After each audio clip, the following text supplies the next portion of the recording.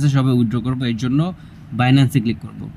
তারপর yes I have Binance, যাদের Binance account আছে ভেরিফাই অ্যাকাউন্ট লাগবে। তারপর এখানে একটি ক্লিক করবেন, করার পর এখানে দুটো অপশন চলে আসছে, একটা হচ্ছে ডিপোজিট অ্যাড্রেস, একটা আছে মেমো।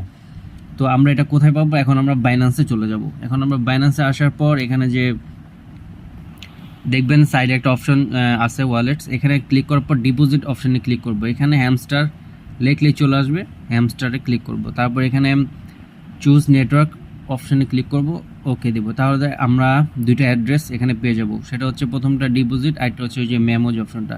আমরা প্রথমে ডিপোজিট অ্যাড্রেসটা কপি করলাম, কপি করে এনে আমরা এখানে পেস্ট করে দিব ডিপোজিট অপশনে। তারপর যে মেমো এটা আমরা কপি করে আনবো, আবার এই যে নাম্বারটা কপি করে এনে আবার এখানে পেস্ট করে দেব। তারপর সেভ দিয়ে দেব, সাকসেস হয়ে